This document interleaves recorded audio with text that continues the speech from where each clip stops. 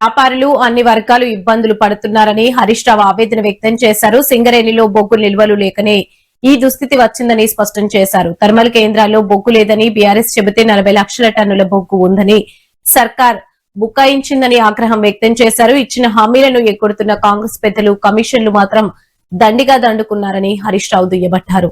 ఇవాళ కూడా సగం కూడా ఎందుకు ఎత్తలు? అది ఏఎన్డీఎస్సీ అడ్డం వచ్చింది, ఎవడు అడ్డం వచ్చింది? ఇక్కడ మేము గిట్ట అడ్డం వచ్చినావా? ఎందుకు ఎత్తలు నీళ్లు దేవాదుల కాడ? నేనెందుకు నోరిప్పలేను? పోతాం రేపో మాపో దేవాదుల కాడికి పోయి ఆడ ఎన్ని మోటార్లు నడుస్తున్నాయి, ఎన్ని మోటార్లు నడుస్తలేవో ఆ నది సాక్షిగా, నీ పంపవు సాక్షిగా మీ తప్పిదాన్ని ప్రజల దృష్టిలో పెడతాం.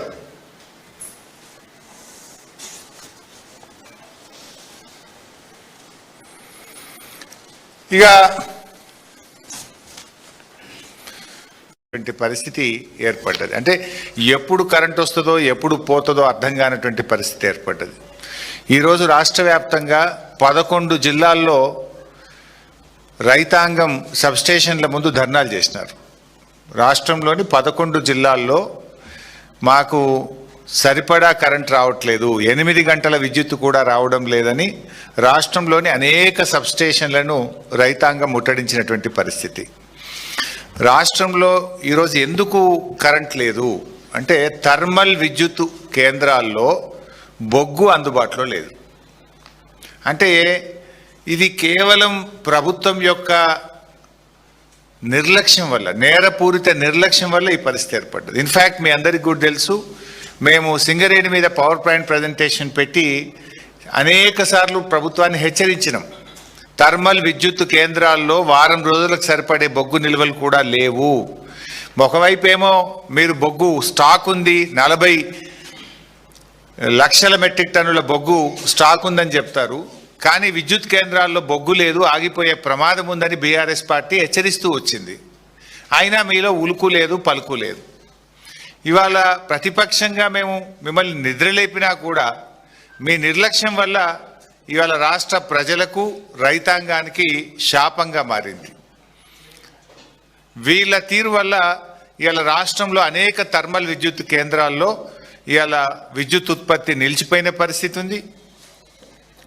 ఇది నేను మాటల్లో చెప్పడం లేదు, ఆధారాలతో మాట్లాడుతూ ఉన్నా. ఇవాళ రాష్ట్రంలో కొత్తగూడెం కానీ, కాకతీయ, భద్రాద్రి, యాదాద్రి అన్ని పవర్ సబ్ స్టేషన్లో, థర్మల్ పవర్ స్టేషన్స్లో ఈరోజు కూడా 6 నుంచి 7 రోజులకు మించి స్టాక్ లేదు. ఇవాళ యాదాద్రి థర్మల్ పవర్ స్టేషన్లో 2 యూనిట్లు మూతపడ్డాయి బొగ్గు లేక.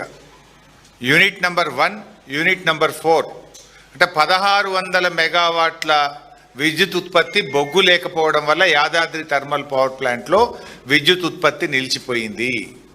భద్రాద్రి థర్మల్ పవర్ ప్లాంట్లో 270 మెగావాట్ల పవర్ ప్లాంట్లో విద్యుత్ ఉత్పత్తి నిలిచిపోయింది. అంటే బొగ్గు కొరత వల్ల కొంత, నిర్వహణ వైఫల్యం వల్ల కొంత, ఇవాళ రాష్ట్రంలో విద్యుత్ ఉత్పత్తి ఆగిపోయి అప్రకటిత కోతలకు నిలయంగా ఈరోజు తెలంగాణ మారింది. మొత్తం నిజంగా ఈరోజు అసలు విద్యుత్ కోత ఎందుకు ఉండాలండి? ఇదేం సీజన్ కాదు, ఎండాకాలం అంతకంటే కాదు. వాస్తవానికి లోడ్ కూడా హార్డ్లీ 15. మరి కనీసం థర్మల్ పవర్ అన్న 100% ఉత్పత్తి చేయాలి, దానికి బొగ్గు నిల్వలు స్టాక్ పెట్టుకోవాలి అనే సోయి చేయాల్సిన బాధ్యత లేదా? బొగ్గు మంత్రి, విద్యుత్ మంత్రి 2 బట్టిగారే కదా. ఆనాడు కేసీఆర్ గారు ఉదయం లేవగానే ఖచ్చితంగా రాష్ట్రంలో కరెంటు సరఫరా మీద 5 నిమిషాలు రివ్యూ చేసినాకనే ఆయన దినచర్య ఆ రోజు ప్రారంభమయ్యేది. తెలంగాణ రాష్ట్రంలోని పలు జిల్లాలలో అర్ధరాత్రి నుంచి వర్షం కురిసింది. ముఖ్యంగా సంగారెడ్డిలోని కొండాపూర్, కంది, సదాశివపేట, నిజామాబాద్లోని పరిధిలోని సాలూర, కామారెడ్డి, నిజాం సాగర్ ప్రాంతాల్లో భారీ నుంచి అతి భారీ వర్షం పడింది. ఇక ఇవాళ ఉదయం 9 తర్వాత ఆసిఫాబాద్, మంచిర్యాల, నిర్మల్, నిజామాబాద్, ఆదిలాబాద్, భూపాలపల్లి, రాజన్న సిరిసిల్ల, ములుగు, భద్రాద్రి, వికారాబాద్, మెదక్, కామారెడ్డి జిల్లాలో అక్కడక్కడ వర్షాలు పడతాయని హైదరాబాద్ వాతావరణ శాఖ స్పష్టం చేసింది.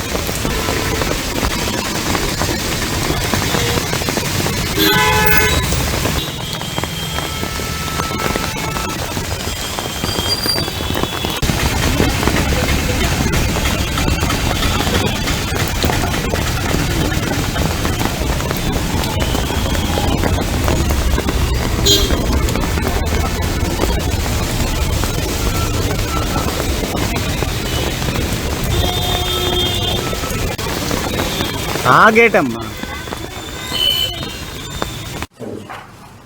నిన్నటి ఉపరితల ఆవర్తనం ఈరోజు కొంచెం మీదకెళ్ళి భారీ ఉత్తర కోస్తా ఆంధ్రాలోని ఎక్కువ ఒక మోస్తరు నుంచి తేలికపాటి నుండి మోస్తరు ఇప్పటి వరకు ఉంటుందండి. రేపటి నుంచి ఇంకా సిస్టమ్ ఇంకా మీదకెళ్ళి అది క్రాస్ అయిపోయి మనకి భూభాగం మీదకి వచ్చేస్తుంది కాబట్టి మనకు వర్షపాతం కొంచెం తగ్గే అవకాశం ఉంది. ఇంకా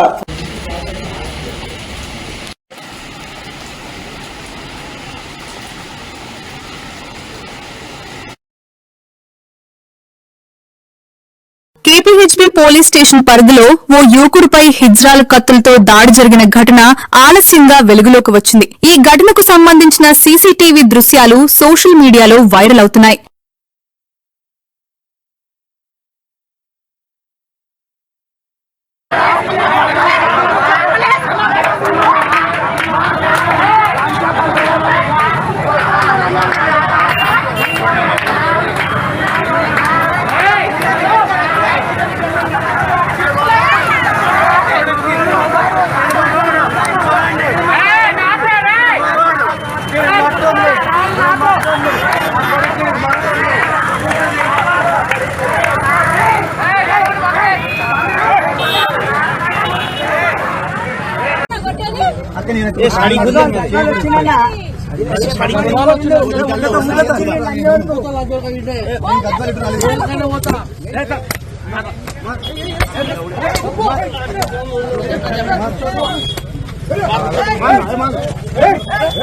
బాబు సార్ మాట్లాడుతున్నా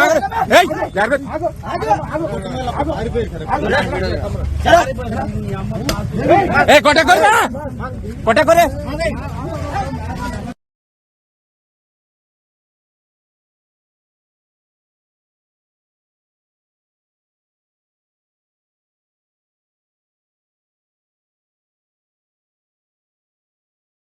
రాజ్యాంగబద్దమైన స్పీకర్ పదవిలో ఉన్నందున తన నోటికి ప్లాస్టర్ వేసినట్లుగా ఉందని ఆంధ్రప్రదేశ్ శాసనసభ స్పీకర్ చింతకాయల అయ్యన్నపాత్రుడు వ్యాఖ్యానించారు. ఉచిత పథకాలపై మాట్లాడిన ఆయన ప్రజలు కేవలం సంక్షేమ పథకాలపైనే ఆధారపడకుండా అభివృద్ధిలో భాగస్వాములు కావాలని సూచించారు.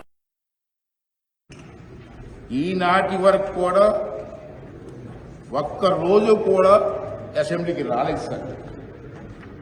దీన్ని మీరు గమనించవలసిన అవసరం ఉందని చెప్పి మన సందర్భం మనం చేస్తాను. ఒక్క చర్చలో కూడా పాల్గొనలేదు. అది చాలనంటూ సభకు అసలు హాజరు కాని సభ్యుల్లో ఎక్కువ మంది క్రమం తప్పకుండా వేతనాలు తీసుకున్నారు. Without doing duty they taking salaries. How it is possible sir? So నేను ఈ విషయంలో మీకు మనసు అమలు చేసేంటే సభకు అసలు హాజరు కాని సభ్యుల్లో ఎక్కువ మంది క్రమం తప్పకుండా వేతనాలు తీసుకుంటున్నారు, బత్యాలు మాత్రం తీసుకుంటున్నారు. ఒక సభాపతిగా నాకు ఎంతో వేదన కలిగిస్తున్న విషయం ఇది. ఇలాంటి నైతిక ప్రవర్తనతో ప్రజల దృష్టిలో చులకన కాకుండా ఎలా ఉండగలుగుతారు? ఈ రకమైన అనైక్యత ప్రవర్తన ఎలా సమర్థించగలుగుతామని చెప్పి ఒకసారి మీ అందరూ కూడా ఆలోచన చేయవలసిన అవసరం ఉంది. మనం చేస్తున్నాను. ఈ రకమైన వ్యవస్థలో శైలిని నిషేధించే నిబంధనలు లేవు కాబట్టి మరొక మార్గం చూపించాలని చెప్పి లోక్సభ స్పీకర్ గారికి ఈ సభాముఖి నా సూచన. స్టేట్ అయినా అంతే, ప్రజల్లో మార్పు వచ్చే ప్రయత్నం అసలు జరగట్లేదు. ఈ పార్టీ అని ఇప్పుడు చంద్రబాబు చెప్పేది ఏంటి? జగన్మోహన్ రెడ్డి అన్నవాడు రాష్ట్రాన్ని సర్వనాశనం చేస్తాడు, మొత్తం పంచిపెట్టడం తప్ప ఇంకో పని చేశాడా? ఒక రోడ్డు వేసాడా? ఏం చేశాడని వేయాలి ఓట్లు అని ఆయన అడుగుతున్నాడు. కానీ ఆయన కూడా చెప్తున్నాడు ఆయన ఇచ్చేదానికన్నా నేను ఎక్కువ ఇస్తాను. ఆయన అమ్మఒడి ఒక పిల్లడికి ఇస్తే మేము ఎంతమంది పిల్లలు ఉంటే అంతమంది పిల్లలకి ఇస్తాం. ఆయన 10,000 రూపాయలు రైతుకి ఇస్తే మేము 15,000 ఇస్తాం అని ఈయన దానికి డబల్ ప్రామిస్ చేస్తున్నాడు. ఇది ఎలా యాక్సెప్ట్ చేస్తాం? డబ్బులు ఇలా అయిపోవడానికి కారణం ఏంటంటే పంచిపెట్టడం. ఆయన ఇంకా ఎక్కువ పంచిపెడతానంటున్నాడు. మధ్య పెట్టడమో మోసం అన్నా చేయాలి, లేకపోతే రాష్ట్రాన్ని దివాళాలను దించాలి. ఏదో ఇవాళ మీరు అందరూ అనుకుంటున్నారు, కొంతమంది ఏమనుకున్నారంటే మీకు పదవి వచ్చింది అనుకుంటున్నారు, ప్రజలు మీకు పదవి ఇచ్చారనుకుంటున్నారు. నా దృష్టిలో మనకి ఇచ్చిన పదవి కాదు, బాధ్యత. వైఎస్ఆర్సీపీ అధినేత మాజీ ముఖ్యమంత్రి వైఎస్ జగన్మోహన్ రెడ్డి ఆవిష్కరించిన జగన్ 2.0 సూపర్ యాప్ ఏపీ రాజకీయాల్లో సంచలనానికి తెరతీసింది. పార్టీ శ్రేణుల నుంచి ఈ యాప్ పట్ల భారీ స్పందన వస్తోంది. ఈ యాప్ ను పెద్ద ఎత్తున డౌన్లోడ్ చేసుకుంటున్నారు. జగనన్న 2.0 వైఎస్ఆర్ కాంగ్రెస్ పార్టీ జగనన్న 2.0 అన్న మొబైల్ సూపర్ యాప్ను రిలీజ్ కూడా చేస్తా ఉన్నాం. ఈరోజు ఏం జరుగుతూ ఉంది అని అంటే, సోషల్ మీడియాలో మన వాళ్ళు పోస్ట్ చేసిన కంటెంట్ను ఇష్టం వచ్చినట్టుగా డిలీట్ చేసేయడము, డిలీట్ చేసేదానికి ఇష్టం వచ్చినట్టుగా కుట్రలు పన్నడము, ఇవన్నీ జరుగుతూ ఉన్న నేపథ్యంలో మనమే ఒక యాప్ తీసుకొని వచ్చి ఒక ప్లాట్ఫామ్ క్రియేట్ చేస్తా ఉన్నాం. జగనన్న 2.0 సూపర్ యాప్ను. ఈ యాప్లో ఇందులో ప్రతి కార్యకర్త కూడా నిర్భయంగా తన అభిప్రాయాలను తాను చెప్పొచ్చు. చెప్పడమే కాకుండా పార్టీతో నిత్యం తాను అనుసంధానమై ఉండగలుగుతాడు. సో అదొక మంచి పరిణామం జరుగుతుంది. ఇష్టం వచ్చినట్టుగా వాళ్ళు చేసే కుట్రలు ఏదైతే ఉన్నాయో కుట్రలను కూడా తిప్పికొట్టినట్టు అవుతుంది. ప్లస్ మన వాళ్ళందరికీ కూడా పార్టీలో ఉన్న చిన్న కార్యకర్త నుంచి సెంట్రల్ ఆఫీస్ దాకా ప్రతి నాయకుడు కూడా నియోజకవర్గ స్థాయి నుంచి రాష్ట్ర స్థాయి దాకా ప్రతి నాయకుడితో కూడా కార్యకర్తలు కూడా అనుసంధానమై కూడా ఉంటాడు. ఎందుకనంటే ఇక్కడ పోస్ట్ చేసే ప్రతి కంటెంట్ కూడా మన పార్టీలో ప్రతి ఒక్కరికి కూడా ఇది అందుబాటులో ఉంటుంది. కాబట్టి క్షేత్రస్థాయిలో ప్రజలు ఎదుర్కొంటా ఉన్న సమస్యలు కానీ, కార్యకర్తలు పోలీసుల ద్వారా హెరాస్మెంట్ ఎదుర్కొంటా ఉన్న ఇబ్బందులు కానీ, పార్టీకి సంబంధించిన ఇలాంటి ఏ అంశాలైనా కూడా ఈ యాప్ ద్వారా నేరుగా ఒకరితో ఒకరం టచ్లో ఉండగలుగుతాం. ఈ యాప్లో ఇంకొకటి మంచి విషయం ఏమిటి అని అంటే, పార్టీలో మనం నిర్వహించే ప్రతి సమావేశము, పార్టీ నిర్వహించే ప్రెస్ మీట్లు, ముఖ్యమైన కార్యక్రమాలు, అధికారిక ప్రకటనలు, ఇవన్నీ కూడా నేరుగా లైవ్ ఫీడ్ కూడా ఈ యాప్లో ప్రతి కార్యకర్తకు కూడా అందుబాటులో ఉండే కార్యక్రమం కూడా జరుగుతుంది. సో ఇవన్నీ ఉపయోగకరంగా ఉంటాయి. ఫ్యూచర్లో కూడా ఇంకా ఈ యాప్ను ఇంకా కొంత బలపరుస్తూ కార్యకర్తలు ఏదైనా ఇబ్బందులు పడినా కూడా ఇబ్బంది పడ్డ కార్యకర్తకు తోడుగా ఉండే కార్యక్రమం కూడా రాబోయే రోజుల్లో ఈ యాప్ ద్వారా ఉపయోగపడుతుంది. మన పార్టీకి సంబంధించి ఎవరైనా కూడా ఎక్కడైనా ఈ పోలీస్ హెరాస్మెంట్ వల్ల కానీ ఇంకొకరి హెరాస్మెంట్ వల్ల కానీ నష్టపోయిన ప్రతి కార్యకర్త కూడా డిజిటల్ డైరీలో ఏ రకంగా అయితే తాను నమోదు చేస్తూ ఉన్నాడో ఆ డిజిటల్ డైరీని కూడా దీంట్లోకి అనుసంధానం కూడా చేస్తాం. సో ఈ యాప్ రాష్ట్రంలో శాంతి భద్రతలు పూర్తిగా క్షీణించాయని చంద్రబాబు నాయుడు ఆధ్వర్యంలోని కూటమి ప్రభుత్వంలో ఆంధ్రప్రదేశ్ అరాచకాలకు, పోలీసుల లాకప్ హత్యలకు మారుపేరుగా మారిందని వైఎస్ఆర్సీపీ నెల్లూరు జిల్లా అధ్యక్షుడు మాజీ మంత్రి కాకాణి గోవర్ధన్ రెడ్డి తీవ్ర స్థాయిలో మండిపడ్డారు. నెల్లూరు జిల్లాలో జరిగిన మనుబోరు లాకప్ డెత్, బుచ్చిరెడ్డిపాలెం ఏవో శ్రీహరి హత్య ఉదంతాలే ఇందుకు సజీవ సాక్ష్యాలని, పోలీసుల వైఫల్యాలు మరియు అధికార పార్టీ నేతల ప్రమేయంపై తమ వద్ద పక్కా ఆధారాలు ఉన్నాయని ఆయన స్పష్టం చేశారు. నేపథ్యంలో ఆంధ్ర రాష్ట్రంలో చంద్రబాబు నాయుడు ముఖ్యమంత్రి అయిన తర్వాత, కూటమి ప్రభుత్వం అధికారంలోకి వచ్చిన తర్వాత ప్రజలకు సంబంధించినటువంటి ప్రాణాలు గాలిలో కలిసి కక్ష సాధింపులకి ఈరోజు బలి చేసేటువంటి పరిస్థితి ఏర్పడింది. దానిలో భాగంగా ఈరోజు మనుబోలు మండలానికి సంబంధించినటువంటి ఏడుకుమూడి గ్రామవాసిని ఏడుకొండలు అనేటువంటి వ్యక్తిని మనుబోలు పోలీస్ స్టేషన్లో నిర్బంధించి మనుబోలు పోలీసులు అతని మీద 3rd డిగ్రీ ప్రయోగించి ఈరోజు అతను ప్రాణాలు కోల్పోయేటువంటి పరిస్థితిని తీసుకొచ్చారు. ఈరోజు ఒక వ్యక్తి మరణించాడు పోలీస్ స్టేషన్ కు సంబంధించినటువంటి పోలీసుల ఆధ్వర్యంలో అంటే అది 100కి 30కి లాకప్ డెత్గానే భావించాల్సినటువంటి పరిస్థితి ఏర్పడుతుంది. ఆ వ్యక్తిని పోలీసులు పట్టుకొచ్చారు. పోలీసులు పట్టుకొచ్చి దాదాపుగా 3 రోజుల పాటు నిర్బంధించి చితక బాదారు. అతనితో పాటు ఉన్నటువంటి సహనిందితులు కూడా ఈరోజు ఆ వాంగ్మూలం ఇచ్చేటువంటి పరిస్థితి ఉంది. కానీ ఈరోజు దాన్ని మసిపూసి మారేడికాయ చేసి ఏదో ఒక విధంగా ఈ కేసుని నీరు కార్చాలనేటువంటి ప్రయత్నంతో పోలీసు అధికారులు అందరూ ఒక్క త్రాటి మీద నిలిచి దానిని ఏదో ఒక విధంగా ఒక ఆత్మహత్యగా చిత్రీకరించేటువంటి ఈరోజు ఒక్కసారి చూస్తే జరిగినటువంటి సంఘటనలు ఎందుకు చెప్తున్నామంటే తీసుకెళ్తామని బయటకు తీసుకొచ్చాడు. బయటకు తీసుకొచ్చి ఆసుపత్రికి తీసుకురాకుండా పోలీసులకు సంబంధించినటువంటి ఉన్నతాధికారులతో మాట్లాడారా, తెలుగుదేశం నాయకులతో మాట్లాడారా, ఎవరితో మాట్లాడారో తెలియదు. కానీ దాదాపు 6 గంటల ప్రాంతంలో ఇక్కడికి చేర్చారంటే మనిషిని పట్టుకున్న తర్వాత అతను అపస్మారక స్థితిలో ఉంటే ఇక్కడికి తీసుకురావడానికి 1 గంట సమయం లోపల పడుతుంది.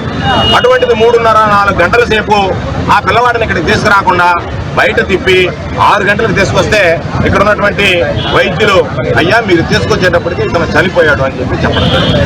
మీరు పట్టుకున్నప్పుడు సజీవంగా ఉన్నాడు, మీరు పట్టుకున్నప్పుడు పనికిస్తే పట్టుకున్నామని మీరు మాట్లాడుతున్నారు.